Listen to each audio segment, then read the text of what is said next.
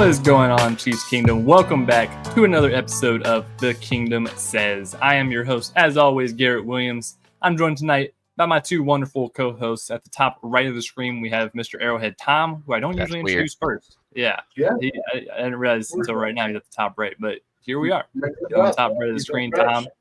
You getting introduced first tonight, brother. How are you doing?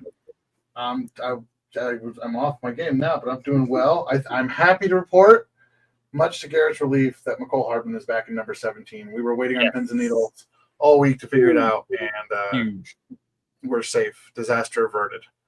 Yep, that was a big one. That was a big one that we missed. So hats off to that for happening. Thank you, Chiefs. And then join us, of course, at the bottom of the screen tonight, Mr. Kyle Henning. How are we doing tonight, Kyle?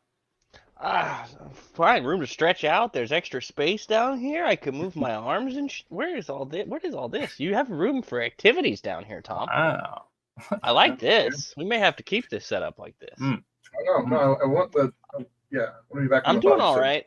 Ready to talk some off-seasonal actual football stuff after an episode of predominantly not talking a whole lot of football stuff because there just wasn't much.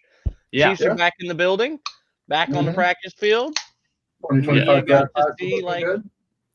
to see like 12 minutes of practice. So it's officially Chiefs minicamp time in the off season, which is just the difference between minicamp and OTAs is who knows, who really knows, and then the difference between that and training camp.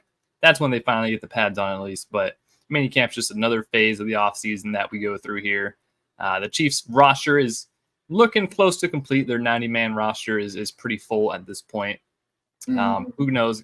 There will probably be a couple more later off-season additions going into training camp that they might end up making, a couple transactions and whatnot. But we're going to go over that roster today, basically, just to kind of give a little pre-look to what to expect roster-wise for the Chiefs going into minicamp, and then there'll be a little bit of a break that the Chiefs take, and then it'll be straight into training camp in August. So exciting times, still very early. Like I said, you don't get any pads on or anything during minicamp this time of year. It's a lot of just more 7-on-7 stuff, getting route concepts. Have their roster, actually have their 90-man on the website. I'm stunned. Huge. Yeah. That never happens. I was looking other places for it. I'm going to have to go hunt this down. It's like, maybe I'll just check the website. Oh, holy crap. It's there. Sorry. That's behind the scenes look for you guys. Normally the Chiefs webpage updates in August for the first time for the year for the roster. So look at that. Look at them getting ahead of it this time. So we're going to dive into that. Starting basically right now, we're just gonna get straight into it. Not even waste your time. There's been a little bit of Chiefs news that we'll kind of hit along the way as we progress through this roster here. But like we said, mostly it's football talk now, and we're gonna kind of give a very early outlook. There's only been very limited media availability to some of these practices and these mini camps and whatnot. Only a little bit of they're only showing a little bit of stuff. It's not a lab. This is laboratory time. This is Andy Reid in his lab early on with the vials and the beakers and the Bunsen burners on, and people are scared and things are going weird. This is the time where they're doing stuff and trying things and messing with, and he's tinkering. Speaking of doing stuff, Scout has made an appearance. Scout is in the frame. Scout, happy birthday! Everybody, wish a late happy birthday to Scout. His birthday was just a couple days ago. His birthday appearance. He's upset because he knocked over a lamp earlier and he thinks he's in trouble. He did before the show started. He did knock over a lamp. It's all right though, Scout. It's all right. We were on hiatus for Tank's birthday, so. No, poor Tank. No, it's okay. Happy birthday to Tank too. He's very old. We might have to do this episode with Scout in my lap. What do you think? That's okay. That's all right. He's got great analysis. Like you said on Twitter, he's got great analysis. Let's get into the. So obviously, starting from the top of the offense, what you might say the quarterback position, pretty self-explanatory. No big questions. You have Patrick Mahomes, and then you have Carson Wentz as QB2, which is real life, which is pretty hilarious. That Carson Wentz is now your backup quarterback. We talked about it when he signed. It's a very fun addition. Very high upside backup, which is more unique. We haven't quite seen that yet in the Mahomes era. Usually they have more of a veteran quarterback, more of a safety. Feels like when they brought in high school. It feels like when they brought in Nick Foles. I'm playing with things too at the same time. Yeah. I'm going to show you guys something here in a second. Feels like when they brought in Nick Foles. So good to have he's a little more competent.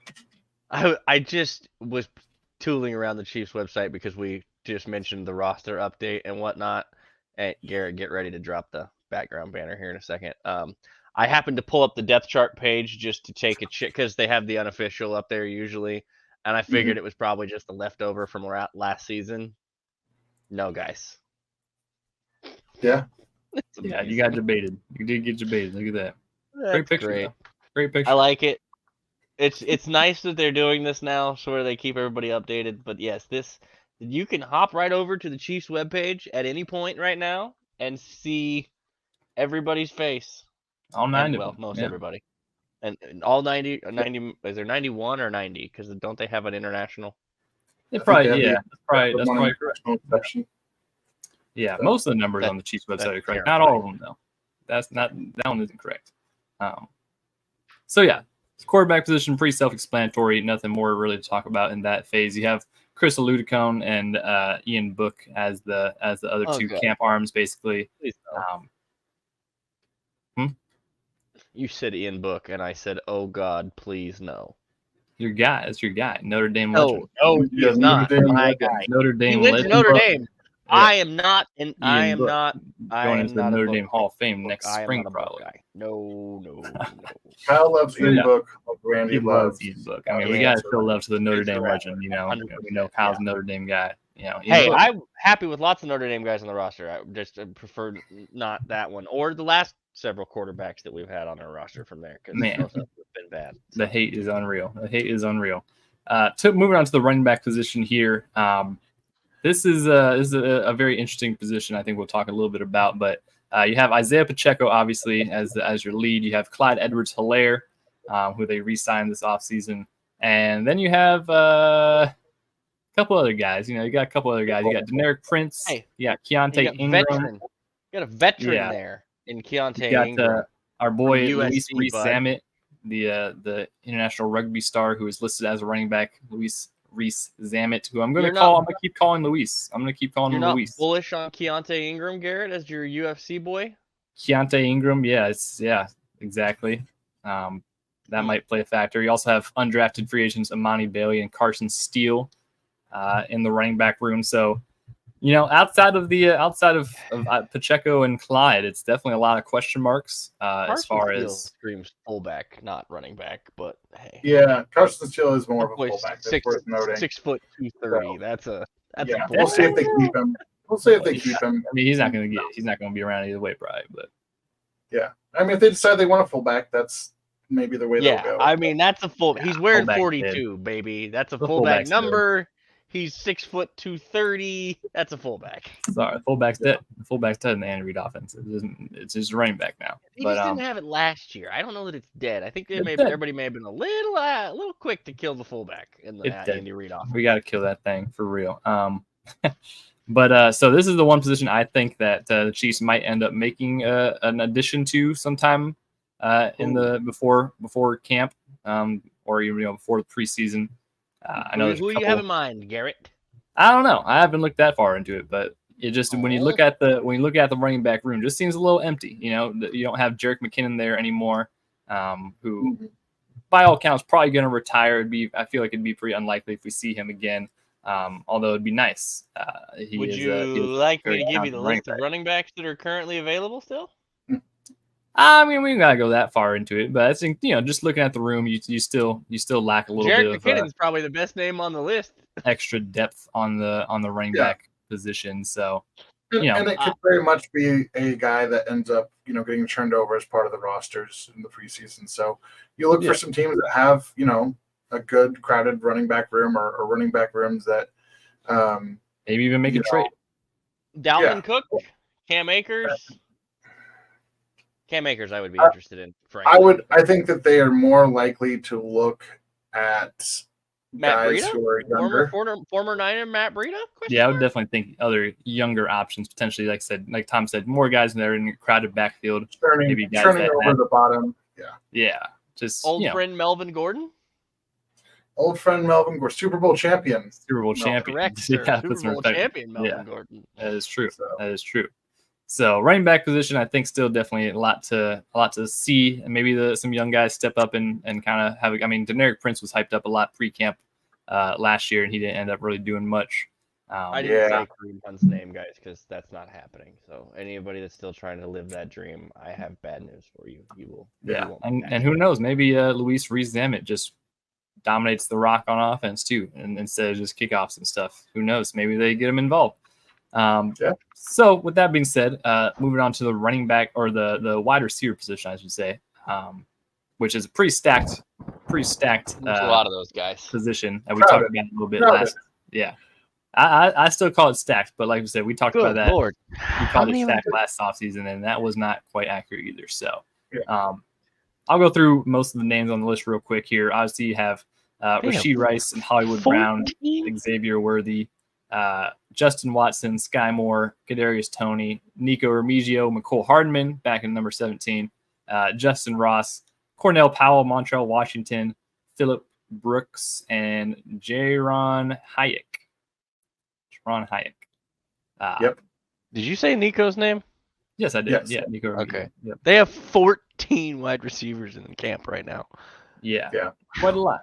Well, I think it's safe to say that Hollywood Brown and Xavier Worthy are going to make the roster. Yeah, you can also pretty much pencil in, or you can write Justin Watson's name in with pen too. Yeah. Yep. Well, hold on, because I mean, and obviously we have Rashee Rice, but he's going to probably. They had him at the podium today. What are you talking about? Well, I just would say, Rashee Rice, good chance that he's going to be, Well, he's going to be on the roster, and then he's going to be suspended 5 seconds later. So, but let's talk long term for the season. So that's 3 of your spots. I agree. Justin Watson is number 4. Good luck. He was at the podium today. That's 6. Sharpie. You can go ahead and book that. Yeah. Justin Watson. We know that Mahomes likes to look for Watson, for better or worse. So that's true. Yeah. So, might not be that this year. 6 or 7. I don't know, but I can tell you right now, they've got. We just listed those 3 and then Watson. That's 4. That's 4. You can pretty much write McCole down because they didn't McCole bring him back for nothing. Pretty much the 5th. Yeah, he's at least going to be the 5th option there. And now you're got 1 spot, maybe 2 for 8 guys. Yeah, so theoretically, when we talk about this, there are 2 spots because, like I said, Rashee Rice will be suspended. So I would guess more than likely they would use that extra spot, after 1 the to 2 or 2 to 3 man. I should say. So it's like you can kind of go up to wide receiver 7 in this situation, and who knows, maybe they're even crazy and keep 7 wide receivers. I don't know if they go that far with it. I'd say the biggest kind of the roster battle at this point is between Sky Moore, Kadarius Toney, and Nico Remigio. Maybe even throw Justin Ross in there too, as all kind of the 6 wide receiver 6, wide receiver 7, competition right there. My vote, I'm big on the Nico Remigio train. I think he's a really talented young wide receiver that had his season shut down last training camp, and kind of one of those, we're just gonna stash you on IR for all year, let you learn, let you sit in the building. You're hurt. He's got a lot of work. So far early in camp with a couple absences. I know Kadarius Toney wasn't here for most of the early stuff. Now. Xavier Worthy has been held out because of his hamstring injury that is still lingering a little bit. Catching tutties. Yeah, Justin Ross is out there.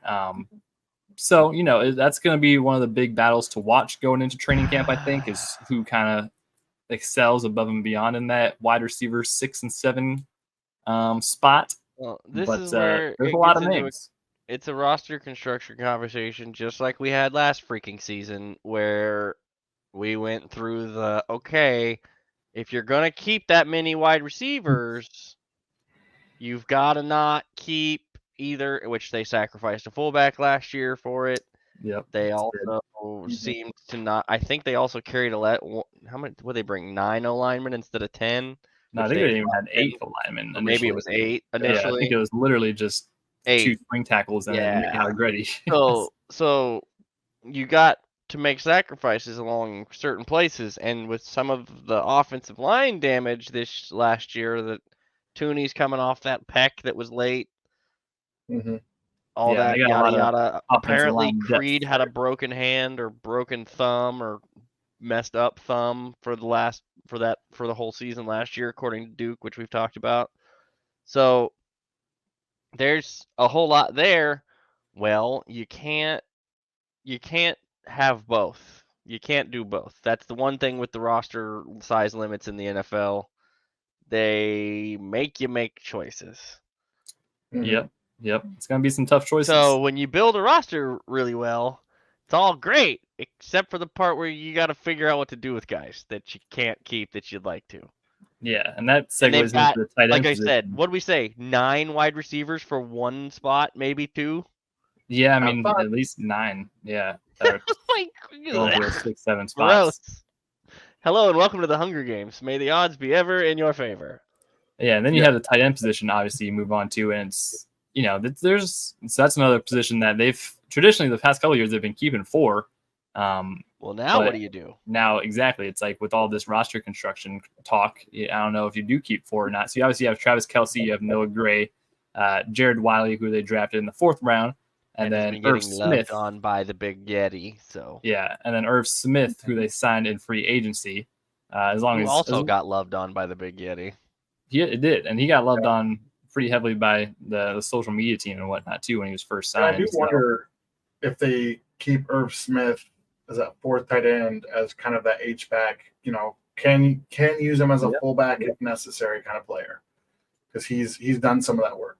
That would probably be more like. They used Noah for an H-back and kind of that crap too. So yeah, Noah can kind of do that a little bit, depending on what they're going to ask that H-back to do. If they're going to ask that H-back to block, it might be Irv more often than Noah because he's a little bigger. I'm saying, and Jared Wiley has got some love.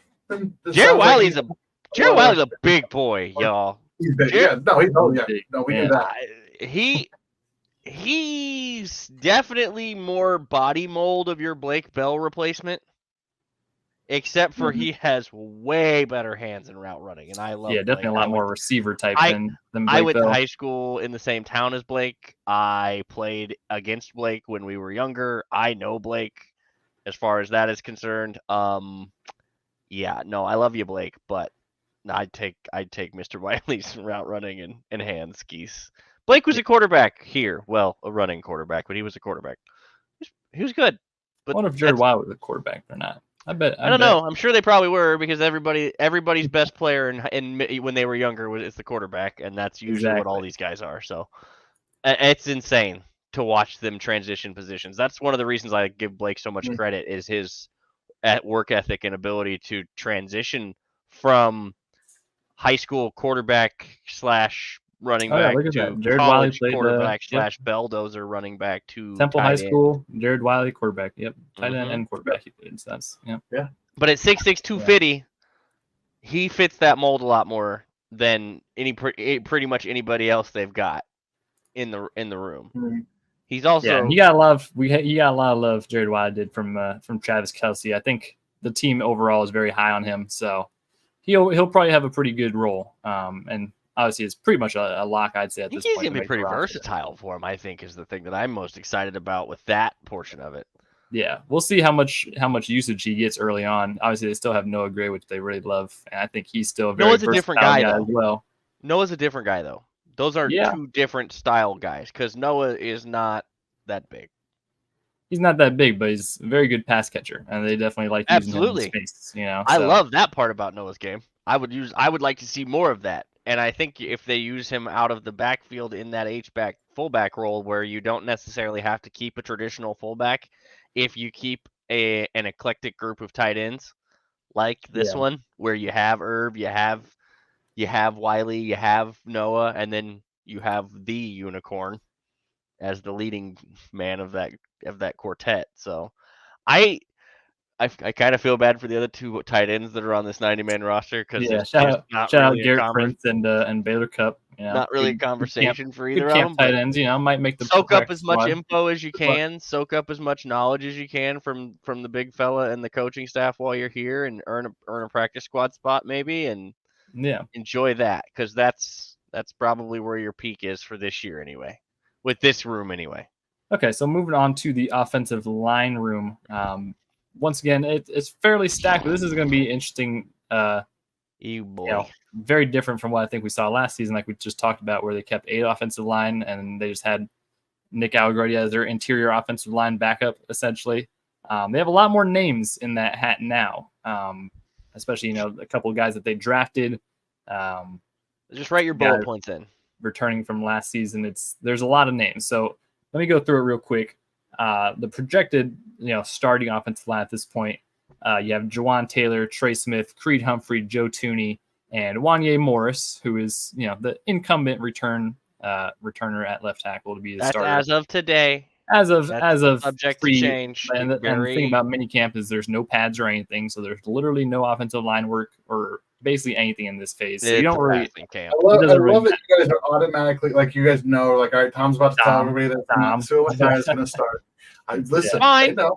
Our listeners know. They know the truth. We don't need to. We don't know what might. It is as of today. But as of today, Wanye Morris has physically played snaps because they've literally not put real pads on in Chiefs clothing yet. That's right. Yeah. So then you have obviously the backups, the second string, as you might call it, headlined by Kingsley Suamataia, their first round or their second round pick. Hey, attaboy. Yep. He's gonna battle with Wanye for that left tackle job. You have Mike Caliendo coming back from last year. You have Hunter Norzad, who was their 5th round pick, and CJ Hansen, who was their 7th round pick. And then you have Lucas Niang coming back as that backup right tackle spot. And then you have a couple other names. You have Chu Godric, the international player program guy. He's that extra 91st guy. You have a couple other random names. Ethan Driscoll was a guy I think Randy liked a lot. McCade. He's the guy from Marshall who was like massive. Yeah. Griffin McDowell, who I guess is good friends with Kingsley, so that's cool. Nick Torres. So that goes back to what I'm saying about how they have, on paper it looks like they have 10 offensive linemen that they'd probably keep. Who's the big boy from Marshall? Ethan Driscoll. Holy crap! Never mind. Yeah, I guess I could have just looked at that. Yeah, 6'8", 6'8.5". Yeah. Wow. Yeah. And a quarter. That is when you talk about the offensive line and roster spots and whatnot, obviously we'll see throughout training camp how they kind of adjust. But do they end up keeping 3 interior offensive line backups? They do end up cutting Mike Caliendo. Do they end up splashing CJ Hansen or Hunter Norzad on the practice squad or whatnot? To be seen how they want to build it this year, how many roster spots are available for offensive linemen, and obviously who kind of steps up to the plate. And, Caliendo's been around for a while. He's been a practice guy, and they bumped him up. I think that they like him. I would say that he probably has the edge over Hansen in terms of like sticking this year, but it's an interesting space to watch, but also to figure out, are they? I think they normally only carry 3 tackles. I could be wrong. They sometimes carry 4. I think the past couple of years because Lucas Niang was on it last year, and then they had Wanye and Donovan. That's right. So I would guess it is last year. I mean, I guess unless Lucas really underperforms, I would guess he would probably get a good shot at least sticking as that backup right tackle. But who knows? Maybe another guy that they like. Yeah, but you also theoretically could slide Kingsley into that starting left tackle and have Wanye as your swing tackle, and then just have him there. So who knows? That's going to be something that we can't really evaluate right now because, like we said, there's no offensive line work. They basically literally don't touch each other. Yeah.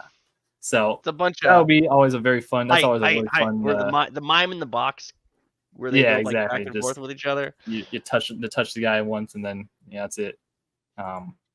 So that'll be much more of a conversation during training camp when we see all those fun offensive line drill videos. That is always great. Always great to watch those videos. The one-on-one reps that are very unfair to everybody, but it's good entertainment. So that about wraps up. That are definitely indicative of how they're going to play all season long and how they'll play in a 5-on-5 team environment. Absolutely. Yeah. If Truman Jones goes around Jawan Taylor, he's the next coming of Lawrence Taylor. Actually, that's what it is. Yeah, we learned that on Twitter last year during training camp, did we not? So that wraps up the offense, preview, as you will. Going on to the defensive side, the D line specifically. A lot of names in that D line room. Some much more beloved. Chris Jones than can others. tell you who all of them are. Yeah. Oh yeah. At least all the ones that his owner paid. It's a pretty stacked one. Yeah.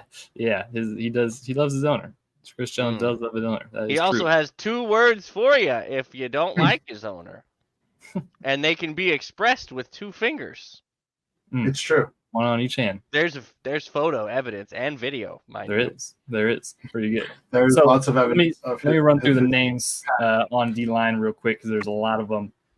The projected starting 4 on D-line, you have George Karlaftis, Chris Jones, Derek Nottie, and Mike Dana.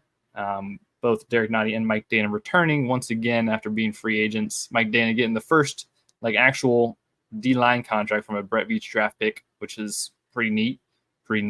And then you have Charles Omenihu. Freeland Speaks was dominating the XFL, baby. Yeah, crazy. He just doesn't have any misses, Deep or UFL defensive MVP. UFL was it UFL, not the XFL? Yeah, the XFL is the UFL. Whatever. Whatever. The UFL. Yeah, the UFL Summer Football League that The Rock owns. That thing. Brett Veach draft pick. That there you go. Okay, back to the D line. You have Charles Omenihu, who's going to be a little late. He's going to be coming back from injury, so he might not be there for most of the early time. He's doing well though. The work is putting in. Yeah, he's motivated. Garrett, his PR campaign has stated that he's going to lead the team in sacks, I believe. So, if he can get back in time for the regular season, I think I could believe it. He seems to think he's going to be pushing back ready for early. Yeah, way earlier than we were all thinking. Yeah, Charles was one of the leading sack leaders last year, and he missed the first 6 games. So I think we all are kind of expecting him to miss how many games this year? Yeah, so if he gets a full season under his belt, I could see that happening. That'd be very I'm not nice. gonna doubt that, man. I'm just not gonna doubt. I won't either, but I would be very impressed if he's back by week 1. A couple other names. It would be pretty incredible. But luckily for the Chiefs, they have a lot of other names that they can roll with. Lots of names. So you still have Tershawn Wharton. You have Mike Pennell, big Mike Pennell that you re-signed. That was one of Chris's guys. You got Felix Anudike-Uzama still in the ranks. Then also you got guys like Malik Herring, Neil Farrell, Isaiah Buggs, BJ Thompson, who was released from the hospital, which is great news. That is really good to hear. We needed to talk about that because okay. So quick PSA in regards to the BJ Thompson conversation. When we discussed the BJ Thompson stuff on this podcast, we had reports from a reporter who used the word stable. Then, after the podcast was over, another reporter came out with the restatement from the agent who used some other wording for the conditions. That wording was not the best wording possible. It was pretty scary. A lot of room for interpretation that is usually not ideal when announcing someone else's medical conditions. I would caution everyone when agents are speaking in regards to medical terms, they may not know exactly the right terminology used. No, they do not. Because the way you phrase things makes it very different. Yeah. For an example, in this case, unconscious is a lot different than medically sedated for health, for his safety and for health reasons. Very different. Those leave saying one thing, saying sedated even is one thing versus saying unconscious. Yeah. And so when we get in the world we live in today, where Twitter and everybody is the news now, because the news is not news, and everybody else has their opinions of the news and things. Slow. So and too slow because it's on at certain times of the day, right? So with this new everybody's got to be first thing, and I know it's his agent, but also agents aren't doctors. Come on, buddy. Yeah. And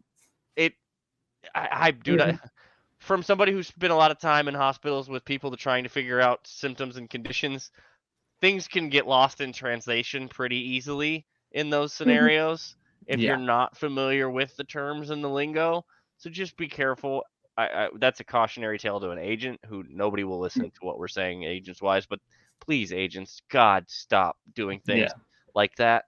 So yeah, glad BJ's okay. Glad BJ's progressing down the roads. We got another report yesterday.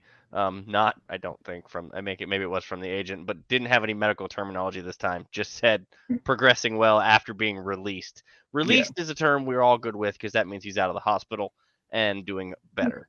Exactly. So shout out to BJ on that front. Yep. Sorry, I just had to PSA that because that got scary and weird when that news stuff broke on BJ. It was Yep. And so I a couple felt other bad names. when we released that last episode. Truman Jones is still on the roster. Fabian Lovett Sr., who's an undrafted free agent. And then, of course, our favorite Matt Dickerson is still on the roster. So it's anybody's race. Who knows, as Kyle leaves the building. So just quick thoughts from the defensive line room. Tom, what do you think? Yeah, I mean, obviously BJ's status is up in the air. And very secondary to everything else going on with his health. Charles, like I said, we want him back as soon as possible. But nothing's guaranteed. It would not surprise me if they were looking at bodies, to bring in probably a veteran. They really are, or they may have to lean heavily on Felix, and Felix has work to do. Can we talk about that briefly? Yeah. So I think it's okay to have some actual expectations. I was the first person to tell you guys last year with Felix, 0 expectations, none, absolutely none. Everybody calm down. I know he's the first round pick. He was the 32nd pick of the everybody just take a breath. He's not going to be ready. A Hall of Famer this year at 32. That is true. I mean, they did do that. Was that 28 or something actually? He's not going to be ready right away. They don't want him to have to be ready right away. They know they got to do some progressing stuff with him in a couple of areas. Let's all just have some realistic expectations. I think you can have real expectations for him this year of him being a productive, consistent piece in this defense. He showed enough flashes during the pieces that we saw last year when he got to play early and when Charles was out. He did enough of the flashing. It wasn't always pretty. It wasn't perfect. I didn't expect it to be. It was his first 6 games as a rookie. Good luck, baptism, fire, have fun. So, but the thing that he did do was he went into the lab. He worked all regular season last year with those guys when he wasn't getting snaps during the games. But then he did get some snaps in the playoffs and in the Super Bowl and flashed again.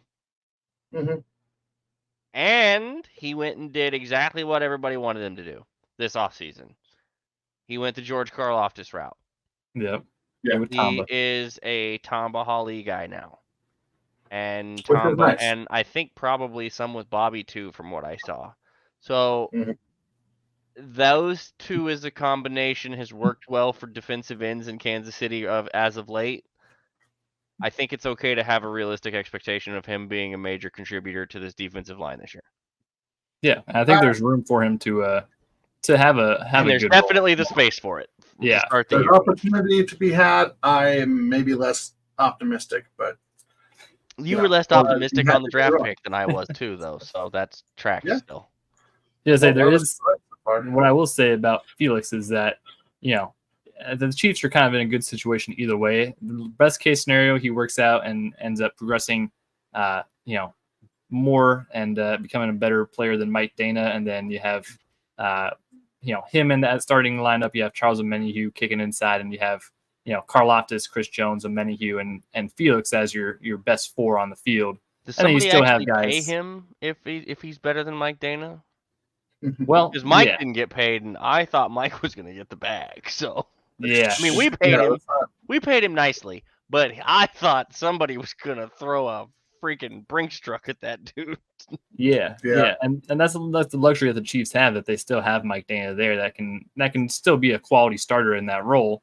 And then hopefully, you have on the positive or on the best case scenario, you have Felix progress into a better player than that, and more of a pass rusher type deal. Get him involved in, slowly ramping back up into being a quality contender for this D line. But there are a lot of names. There's still a lot of names packed onto there. you're bringing back Mike Pennell, Tarshawn Wharton. Obviously, you have a couple young guys still there, so it's anybody's race. I think the Chiefs typically keep like 10 D line. The past couple of years, they've kept like 10 of them. So there's a good amount of. I cannot believe they're going to get.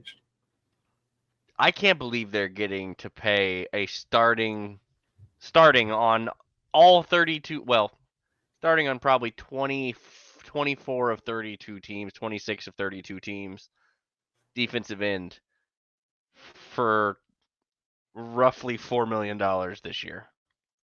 Yeah, it's pretty nice. Mike Dana's cap hit is $4.6 million this year. Yeah, that's huge. That's huge this year. He's also gotten better every single year he's been in the league. Show has. So that'll be a fun position, or that'll be a fun group to watch for the rest of this mini camp. Obviously, once again, the trenches, there's not much work in these mini camps, so it's just kind of more drills and whatnot, seeing how in shape guys are at this point of the off season, seeing how explosive they look. Feet, footwork. Yep. A lot of that stuff going on this year for the defensive line. So that'll keep on going good. Moving on to the linebackers. There's a couple names, a lot of familiar names in the linebacker room from last year. You have obviously Nick Bolton coming back as your Mike, Drew Tranquil, Leo Chenal coming back as your starting three.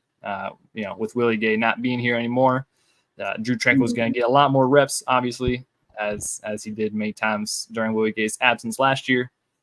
Leo Chenal is going to keep on being a dog and just progressing as always. You have Jack Cochran, Cole Christensen, and Cam Jones, all who were on the roster last year. They're all coming back once again. And then you have a couple. That's a subject because I don't think they're keeping 6 linebackers. They're all here currently. They're all currently here, yeah. And then you have a couple other undrafted free agents: Swayze Bozeman, Curtis Jacobs, and LaQuay Washington.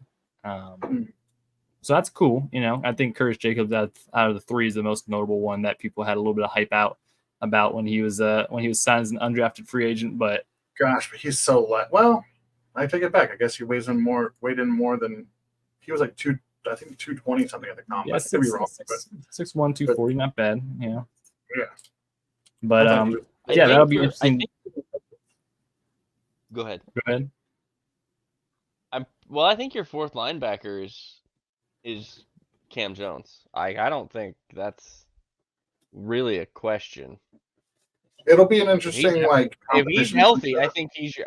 Yeah. Well, if he's healthy, I think he's your fourth linebacker because he was their primary the guy they ran out when Willie and Drew were both down, or Willie and Nick were both, or whenever they were short the core group of 4 last year with Willie, Nick, Leo, and Drew. When one of that group was out and Cam was healthy, he was playing. Yeah, and Cam's a good player, very instinctual. Was really fun at Indiana. So good too. Big special teams guy too. He was a big contributor to special teams, as well as Jack Cochran, who would probably end up being like the fifth linebacker, but which then leaves this tough spot for Cole Christensen, who also played really well last year in all of the stuff. That's what the practice squad's for, my friends. Yeah, exactly. Yeah, and but here's the thing: special teams is going to factor into a lot of the tail end of the wide receivers, the tail end of the linebackers, the tail end of the safety and DBs. Yeah, that's your special teams core. And with these new kickoff rules, I think you're going to see Uncle Dave lean more towards the DBs and the linebackers than you are the wide receivers. Probably. I could be wrong, but I just he's talking about getting a kicker on the field that can tackle that's not his regular kicker. I don't think he's putting wide receivers out there on the Gunners. Yeah, that new kickoff rule really does kind of throw off what we kind of knew previously about those bottom end roster spots. Because we have really we really still have no idea how they're even going to look. Who exactly is going to be ran out there to be lined up. We literally have no idea how any of that's going to look. We talked about I think last episode we talked about it where they might have a speed option potentially, or more of a heavier personnel. Is that like who knows? Hands team. Hands team. Yeah, it's like we need to see what the possibilities are so unexpected. It's like there's so many different unknowns in that category. That's going to throw a wrench in into some preseason roster predictions. Dave Tobe we need to figure out what Uncle Dave's preferred nicotine / energy drink / coffee solutions are. See if we can't get him a sponsor to send him a couple of those out to one Arrowhead Drive, because Buddy hasn't slept since that rule went in. We talked about that a little bit on the last show. He's been in the lab. Like we talked about Andy to start the show being in the lab for a mandatory minicamp. Dave Tobe has been not sleeping for the last several months, diagramming what he's doing with all this new kick return, kickoff stuff. Yep. Okay, moving on to we'll say the cornerback position first. We'll separate out between corners and safeties just to kind of get it. I mean, there's a lot of defensive backs. That's the thing. There's a lot of defensive backs. It's just tough because Spags doesn't separate between. Yeah, that's true. We will for posterity. Yeah, well, for posterity, we'll try to separate it as best as we can per this random depth chart online I'm looking at. So you have obviously Trent McDuffie and so you have Trent McDuffie, all right, as your starting corner. Obviously, you know that for certain. You got Joshua Williams, Jalen Watson, and Nazeeh Johnson, all three other corners that we were going to have a good look. Yeah, sharpied in. They are going to be on the roster. Nazeeh may end up. I mean, it sounds like he's picking up where they left off last year, looking at a starter there. Yeah, that's it. You got some good options for your second starting cornerback. You've got. I don't think it's a fight, honestly. I think he'd have been your starter last year if he was healthy. Exactly. Then you have Kamal Haddon, the rookie, 6th round pick. You've got Echo Boydo, who was another young guy last year. So he was at Nebraska, wasn't he? Yeah, I think so. Echo Boydo? Yeah, 2 years ago. So. Kansas State. Kansas State. I thought that's the thing. I was like, he's a Kansas guy or something. Yeah.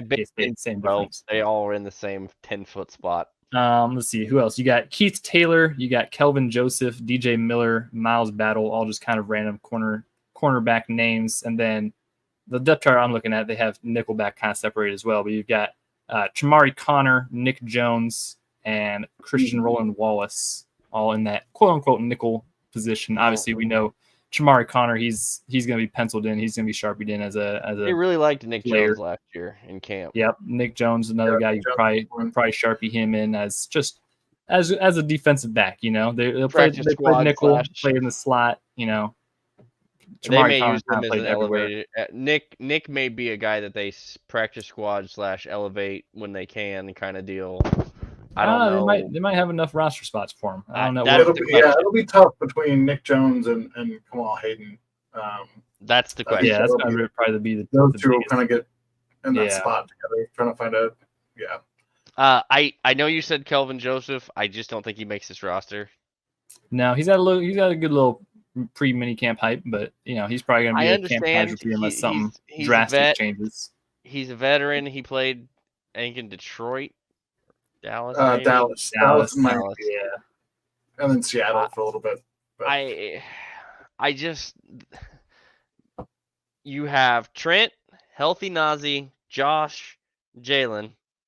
Yeah, like that's all the starting corners you need, really. Like that's going to be the biggest thing. And then you have Chamari and nickel. Yep. And your safety, as your So once again, this will factor into special teams and what Dave Tobe kind of thinks of that bottom end. I don't think there's enough room for some of these guys, and I don't think unless Calvin shows out on special teams. Potentially, and Echo Boydo is a guy who was elevated and was on the active roster at times last year. So if you're gonna lean special teams, you might lean something like that. But who knows? That's going to be something to watch, obviously during camp. See who gets deployed where in all those different. Now the most interesting room in the entire roster. And then we have the safety room, which is like we said, Chamari Connor, kind of a safety, kind of everything. Good luck. But then you got Justin Reed, Brian Cook, who are both sharpied in. That's your starting safeties, pretty nicely there. You have Jaden Hicks, the 4th round pick this year, who he's sharpied in, and he's sharpied in pretty hard. that Sharpie mark's pretty big actually. That's a jumbo I size. can't believe he's a 4th round pick. I just. Then you have Trey Dean, who was a signing this year, and Deion Bush, who's returning from last year. Trey Dean getting lots of love in camp. He did. Yeah. I said him and Bush are probably going to fight it out for a spot, but that safety room between the 3 guys who we know are going to be there: Justin Reed, Brian Cook, Jaden Hicks, and then Chamari Connor, who you can kind of rotate in. Like, good Lord, you were running deep there. Yeah. So I forget how many defensive backs, quote unquote, the Chiefs usually keep every year. 10 to 11. Yeah. So that gets tight real quick. It does get tight. Yeah. Just going through all of them. Man. Okay. So here's the thing. That safety group of Reed and Cook and Hicks, Shamari you can include if you want. He's sometimes a hybrid, but just that 3. It's a pretty solid rotation. Boy. I mean, we know that Spags loves his 3 safety rotations, and you bring in Jaden Hicks essentially to replace Mike Edwards, who had a very prominent role last year as that 3rd safety. And then obviously when Brian Cook went down, that was even more of a necessity. But so Spags has spent explicit time, one-on-one time. This is reported from reporters out at mini camps and whatnot. Steve Spagnuolo has spent explicit time with Mr. Hicks, this OTA's mandatory minicamp, specifically in blitz packages and in alignments and in coverage. So he's getting the one-on-one crash course from the DC that Spags does when he finds a guy he really likes to download information to that can actually funnel it in and not just get drowned by it. Because this defense is not for everybody mentally. It just isn't. It's a tough defense. But there's a reason that they talk about Tyrann Mathieu and Justin Reed as smart, extremely intelligent, capable of processing everything and figuring out what Spags needs and wants and understanding the defenses. They just got another one, except he's a 4th rounder and he was got him in the 4th. Like, bro, we got him in the 4th safety in the draft. I'll say it's kind of annoying at this point to be like, oh, hey, look, the Chiefs drafted another late round defensive back. That's gonna be he'll end up being one of the biggest steals. I mean, just watching his college tape, like he's gonna fit in so well with this. His processing speed is different. Yeah, and not to mention his thump. I mean, his hit power, his tackling.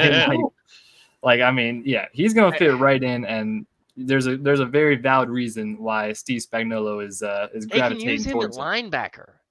Yeah, so I would rather not get hit by Jaden Hicks. Yeah, he's that big. Packages. I mean, use him. I know they have him listed at 215 on the website. They are lying, and I am here to tell you they are lying. A little bit bigger. Those quads just by themselves are about half that. So So here's the deal. With this setup, with all the DBs and with Tobe's new thing, the main thing that I want for the mini camp, we know we're doing the mini camp preview and the roster preview and kind of some things to watch for. The main thing that I want people to remember is that on a roster like this that's built this well, this deep, there's going to be guys that you like that don't make it. There are. True. And there's going to be guys, and this is one of the years where you might see them trade some guys to recoup some capital in training camp, because there's a lot of dudes with a lot of talent and there's not a lot of holes to fill. There's just not a lot of space. We talked about it in the draft. Yeah. We talked about it. I was like, there's holes, but once they're filled, there's not really any more room on this roster. Yeah. Especially looking at the cornerback room. That's something that I had thoughts about this offseason, and something that's going to be interesting long term, because, Trent McDuffie, Josh Williams, Jalen Watson, and Najee Johnson, they were all part of the same draft class. It is an embarrassment of riches how good this as great as that is, like eventually you're gonna have you're not gonna be able to pay all of them, unfortunately. You know. Yeah, but are you gonna have to pay all of them? Because not all of them can get on the field, so not everybody can show off, so not everybody can get paid. That's potential. They'll find it, but that'll be something. Scout's in agreement that it is an embarrassment of riches, and it is. I mean, it's crazy. But they keep adding to the. They keep. I was gonna say they also keep reloading it. Is the other part. I think, especially this year, they'll definitely. I would expect them to exploit that as much as they can. I think they would probably hang on to as many riches as they possibly can for this year, going for the three-peat, and then you worry about that stuff next year, maybe next offseason. Well, you trade some guys. I only mention it because they're going to not have some space for guys that they're going to have to try to get to a practice squad that aren't going to make it to a practice squad. So the thing is, you don't want to let them go for free. So if somebody's going to give you something for it, and then they maybe potentially put them on a practice squad later, and you can snipe them back, you do that. Yeah, that's true. That's true. And you give everybody as many opportunities as you can, but yeah, they're definitely running deep. It's a good problem to have at that position, especially with how Spagnuolo likes to mix things up. And like I said, it's kind of that. But it's like, all right, wow, they found another late round defensive back that's going to be great. It's going to be a starter. So. I still don't know how he's a late round defensive back, but technically he was mid round. Mid-round, the fourth late. It doesn't matter. I don't know how he got. I know. How he got there is beyond me. But hey, we're just gonna enjoy it. We're gonna go ask questions. We're just gonna enjoy it. So he didn't test the combine, and yeah. So that being said, that basically wraps up. Neither did Marvin Harrison Jr. and he went third. Yeah, that's true. Third, fourth. Yeah. Fourth, whatever it was. Same difference. Wherever the Cardinals drafted. Okay, so that wraps up the defense. Basically, the only other thing. Harrison Butker's not holding out. Harrison Butker is he is there. He's not holding out. You still have James Winchester as your long snapper, and then you have the punter battle, which who cares really? Who cares about punter battle? You have the fake punt god, and you have the real punt god. Camp battle. Forget the left tackle position. That's the camp battle. Yeah, you have the real punt god, Ryan Recco, and then you have the Fugaze punt god, Matt Ariza. They will both be competing for that punting position. What did Matt do to you, Garrett? He just a Fugaze. I don't know. I just like the BYU Stallion. You know, the Mormon punt god. It's funny because Matt went to San Diego State. Ryan went to BYU. That's not a real place. So there's some I don't think San Diego State's a real place. San Diego State is definitely a real place. I don't think so. Yeah, the university is anyway. I don't know about the actual state being a state, but hey, there's some old Mountain West action there. Former Mountain West folks in those two schools. I don't know if they're still in I don't think either one of them are still in the Mountain West, but they both were in the Mountain West at one point, I believe. Yeah, I don't know. They won't be punting much as this year, hopefully. So that won't be too big of a question. Yeah, I don't. It just holds. That's a very valid point, Garrett. I don't know how much either of those dudes are gonna be busy, other than hey, hold that. Better start practicing your hold, boys. That's all that matters. Just better start practicing them holds. 100 reps a day at least. We went through it pretty quick. There was a bunch of nice, fun stuff at the press conferences. Justin Watson had some comments that I thought were pretty poignant in regards to what Garrett was talking about last episode, in regards to this team's speed on the wide receiver front. So Legion Zoom's back. Yep. Justin basically said, yeah, I'm fast, and last year I was in the group, but not this year. Yes, you're outside of that group. It's a different level of speed, and the defensive backs are going to have to back up, which that's good news if you're a Chiefs fan, because the secondary's got a little greedy with their cover 2 and crushing under on the middle routes and all that. That's going to be a lot harder to do when you're having to backpedal a lot. Yeah. And not just because MVS is running laps. That's going to be one of my highlights that I'm watching for this the rest of this mini camp. Because like I said, mini camp, that's what you actually see. You actually see some of that deep ball stuff. There's going to be slinging the rock, trying to get guys comfortable in those timing routes and whatnot. So should be a good time. Should be a good time. Minicamp, I think we got a little bit more time of minicamp. I don't know when minicamp ends. Soon, maybe, or maybe not soon. It's like a 3 or 5. It's only like a week or less than a week. It's not a very long thing. Let me look it up. Let me just look it up real quick, just so we know the dates. Because today or Tuesday was day 1, so I'm not sure how many. They have a pretty easy day tomorrow. It's not much tomorrow going on. And then Friday they have something. It's not a lot. It's very short. It's only like 4 or 5 days. Yeah, and then very soon they'll be on their like summer break, and then we'll really have a lot of fun stuff to talk about then. And then we'll reconvene in St. Joe. Yep. For training camp, so that should be fun. We still got a long way till actual football is being played, but we're gonna keep talking about it every single step of the way. We appreciate you all for tuning in and watching once again. Be sure to check us out on YouTube, the Kingdom Says podcast on YouTube. It's gonna be the main content hub from us going forward, probably. So that's very exciting. Definitely go ahead and subscribe and watch all the stuff on there. Otherwise, you can find our podcast on Spotify and Apple Music, or wherever else you get your podcasts at. Follow us on Twitter, Facebook, and Instagram at Kingdom Says Pod.